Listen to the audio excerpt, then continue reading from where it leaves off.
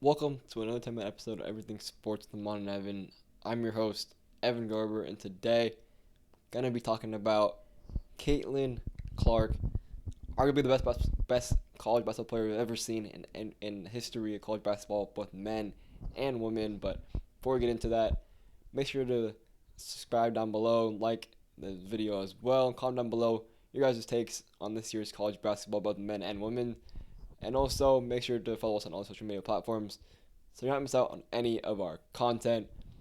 But getting right into it, Caitlin Clark just put up her 17th triple-double of her career with 33 points, 10 rebounds, and 12 assists in a 108-60 win over Minnesota. I mean, just another absolutely amazing performance from Caitlin Clark. Pretty much every single game she's putting up amazing performance. Typically, she seems to be getting double doubles a ton, but 17 triple double, which seems like not as much as I thought it would be. I honestly thought she had a lot more. She's just putting up great performance after great performance after great performance. Averaging on this season, it's 32.2, 7.4 boards, and 8.7 assists, with 1.7 steals on a 46.9% from the field, 39.5% from three, and 84.9% from the free throw line. I mean, those stats are just absolutely amazing. I don't care what level of basketball you're at. Those stats are absolutely amazing. She can shoot with the best of them. As we saw, of course, Sabrina put up a great performance in three-point contest against Steph Curry. So if you have another one with Caitlin Clark and Steph Curry, and maybe see Caitlin Clark and Dame Millard versus Steph Curry and Sabrina or something like that, that's going to be an amazing matchup. Caitlin Clark is an absolute dog, but she's now just 17 points away from breaking the all-time NCAA Division I scoring record, which is currently held by Pistol Pete Maravich. She's going to break that, obviously, I believe. They do play Ohio State with a big matchup in the season finale on Sunday at 10 a.m. Pacific and 1 p.m. Eastern Time. It'd be number 2 Ohio State versus number 6 Iowa. And if Iowa wins this game, they're locked into the 2 seed for the Big Ten tournament, behind Ohio State. And they lose this game, and Indiana wins, and they fall down to the 3 seed. Either way, they're gonna make the March Madness tournament. Of course, gonna make the NCAA tournament, but this could definitely be a big game, big tournament as well. If they are able to snag that 2 seed. And then end up winning this tournament, then they'll be at a much higher seed. They'll be maybe even a 1 seed, may jump Ohio State. They do win this game and then be in the finals. So there's a lot of big implications here if you're Iowa. Not saying that a 1 versus a 2 or 3 seed is going to be a major difference, but it definitely is going to be a major difference at the same time, because you don't see many 1 versus 16 upsets, but 2 versus 15, 3 versus 14, and whatever it is, those are more likely to happen. Those are more likely to be some big upsets in this matchup. So hopefully if you're Iowa, you can win this game, win the tournament, end up being a 1 seed, and then hopefully guide your way to the finals and win it all. Caitlin Clark's last season, maybe, but who knows if it is his last season, because she does have a 5th year of eligibility, as does every college athlete, because of the 2020 season, if they were in college in 2020. And, of course, Sunday is senior night at Iowa, so might be able to see her decision. Of course, Paige Beckers, believe it was last week, announced at her senior night that she is going to stay for another season at UConn. So we'll see if Caitlin Clark does do the same. I believe if you're Caitlin Clark, you're probably going to want to go to the draft. I mean, you're the clear number 1 overall pick, but maybe it depends on if she does want to go to the Indiana Fever or not. I haven't really heard anything bad about Indiana in general, but we'll see if she does want to go there. But I'm hoping, of course, that she does stay, as I am a Bay Area sports fan. So hopefully the Golden State Warriors team or Golden State team is able to draft Caitlin Clark in next year's draft once they do become a real official team. I'm not sure exactly how the draft process works for WNBA. I would assume there is no lottery, but I'm not exactly sure. For an expansion team, it's like the NBA where you get like the fifth pick or whatever it is, or you just get the number one overall pick if you're expansion team. I'm not really sure how it works. So we'll find out some point. We'll find out next year for the Warriors if they do in fact get the number one overall pick. But either way, the Warriors are probably gonna end up with some big talent. But aside from that, we'll just sorry for that little side tangent, but Caitlin Clark is an absolute dog.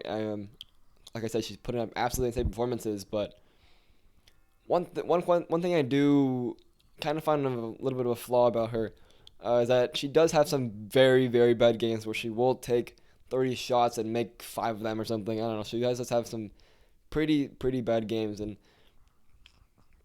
I think that just kind of also in a way just shows how great her great performances are, because despite those games where she shoots like 20%, 30%, whatever it may be, she's still shooting 46.9% from the field, which is absolutely amazing.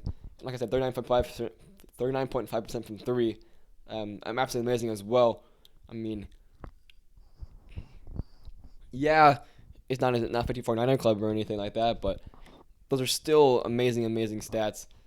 Um, and there are some times as well where you kind of question the shot she takes. She takes some deep ones, but like the one she did make to break the NCAA D1 women's record and scoring by Kelsey Plum. But a lot of times she doesn't end up making them. It's kind of like Klay Thompson. Like Klay Thompson, he shoots some very dumb shots. I'm like, what are you doing? But sometimes he goes in. Same with Steph Curry. Like Steph Curry, you kind of just have to let him shoot the shots that may seem dumb and just know that he's probably going to go in because it's Steph Curry.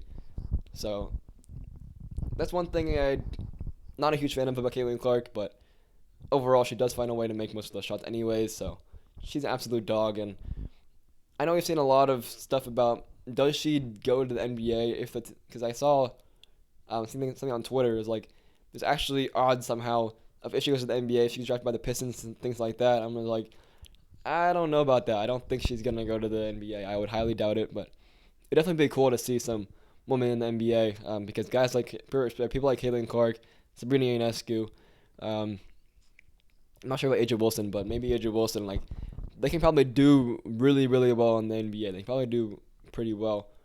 I think mostly you'd probably have to be a good guard to be in the NBA if you're a woman, because if you're a forward, you're not gonna be able to compete with the likes of Giannis, the likes of Embiid, and guys like that. So probably to be a guard, and yeah, you can say they're smaller, but you see guys like Steph Curry, Muggsy Bogues, like all these smaller guys, they've been able to do really well in their careers still. So I wouldn't put it past them to have still amazing careers, but I don't see it happening soon. I would like to see it happening for sure. It would definitely be amazing to see, but I doubt it's going to happen in the next 30 years or so. I don't know. It's probably going to be a while, if it ever does happen, that we do see women versus men in basketball, probably baseball, football as well. I mean, we have seen some women in baseball in college level, but it doesn't seem to work out in the major league levels. I haven't really seen much people try to get in the major league levels, but I mean, Caitlin Clark, like I said, is absolute dog. She's absolutely amazing. I mean, if I'm Caitlin Clark, I'm definitely going in the draft. Like I said earlier, she is a number one overall pick. I'm not passing up on that. I don't see a reason why she passes on that. And yeah, I know people say like, oh, NIL doesn't whatever, but like, it's not like those go away or anything. You're still gonna earn money from sponsorships and ads and whatever it may be. You're still gonna earn all that money in the WNBA, and I'm just really excited for the WNBA season because this might be the first time that I actually watched the WNBA in full, or at least a good amount of it. I kind of wanted to when Sabrina started playing, but I didn't get to it that much. But now that we have Caitlin Clark in this game in the WNBA soon, hopefully, it's gonna be so much fun to watch, and probably see a lot more of it on television, a lot more of it on ESPN, which I really do want to see a lot more WNBA games on TV. Like, basketball is a fun sport. It's fun to watch, whether it's women or men. And when you have people like Caitlin Clark dominating the game, Sabrina Ionescu dominating the game, of course the Aces, they're dominating the game. they're definitely the best team in the WNBA still. They're not going to slow down, it seems like, anytime soon. Um, the WNBA is getting very, very fun to watch. Kind of like the NBA, where we're getting to a sense of parity, I guess, in the way. And there's going to be so much talent. There's going to be a whole lot of talent, a huge influx of talent, like we do in the NBA, where I would say not necessarily right now. I mean, top end talent is definitely there in the WNBA, but in the next 10 years, maybe you might see the NBA that we have now, similar to the NBA we have now, where the guys in the seventh, eighth man rotation, like they're pretty solid players. They can be starting players on some teams. So hopefully we see that in the WNBA. I can't wait to watch a lot more this season. I believe the season tips off in May, if I'm not mistaken, and the draft is in April. So make sure to mark your calendars for those dates. It's going to be an absolutely fun season.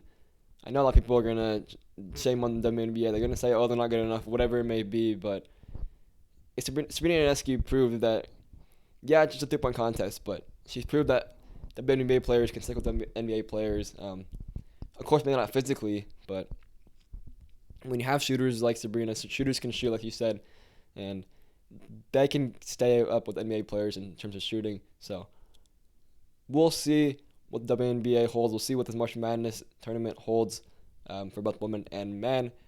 We'll have a lot more March Madness content coming soon, as Selection Sunday, I believe, is like 3 Sundays away from now.